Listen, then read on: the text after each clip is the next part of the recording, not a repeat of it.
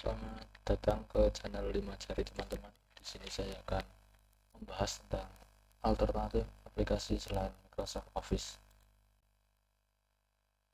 Kenapa perlu menggunakan aplikasi lain?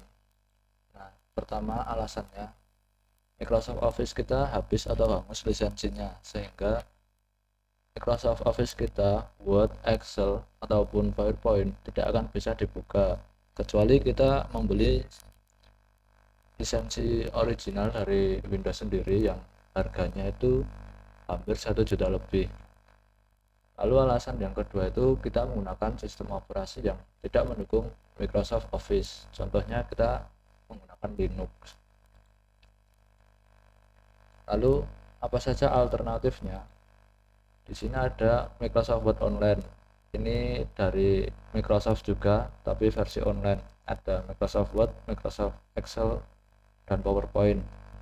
Syaratnya mudah, kita cukup menggunakan akun Outlook, yaitu akun dari Microsoft. Lalu yang kedua kita menggunakan Google.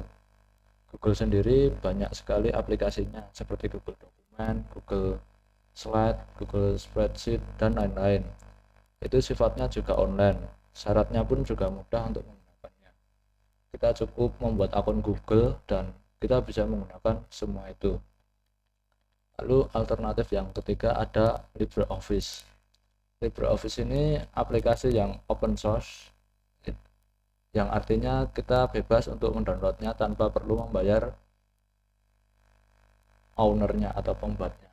Di sini saya memberi catatan untuk menggunakan LibreOffice, kita perlu menggunakan yang versi 7 ke atas atau versi terbaru karena formatnya yang lebih mendekati ke Microsoft Word.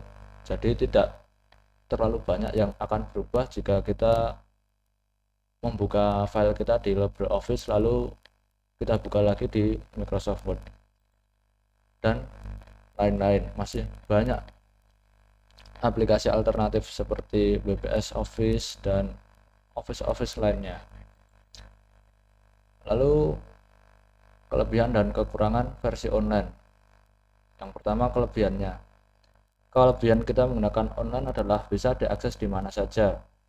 Jadi ketika teman-teman berada dimanapun bisa mengakses filenya dan aplikasi untuk Office-nya secara online selama ada akses internet. Lalu bisa digunakan juga secara real time. Jadi teman-teman bisa bekerja sama merubah satu dokumen itu secara bersamaan. Lalu font bisa diakses secara otomatis. Font ini untuk font yang gratis atau tersebar secara umum. Ini teman-teman bisa menambahkan secara otomatis tanpa perlu mendownloadnya. Kita bisa menambahkan itu di dalam versi yang online. Lalu kekurangannya kita perlu menggunakan akses internet.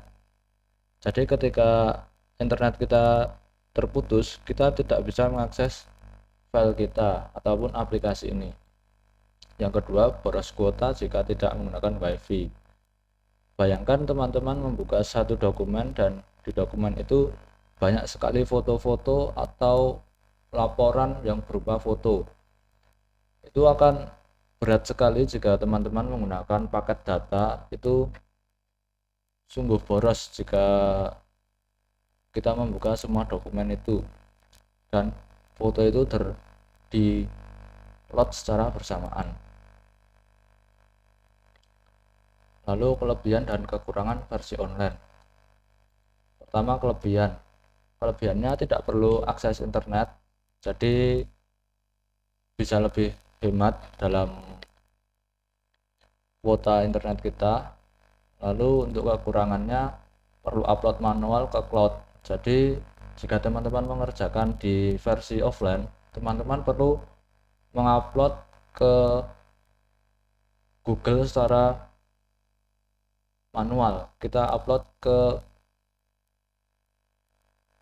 versi awannya gitu loh. Jadi tidak bisa otomatis, lalu tidak bisa dikerjakan secara real time. Ketiga, perlu menambahkan font secara manual. Jadi kita perlu mendownload satu-satu Lalu setelah kita download fontnya, kita masukkan ke dalam sistemnya, kemudian baru bisa ditambahkan ke aplikasinya. Jadi kita perlu step by step yang mungkin sedikit lebih panjang daripada versi online. Sekian yang bisa saya sampaikan. Terima kasih telah menonton. Like jika suka, unlike jika tidak suka. Terima kasih.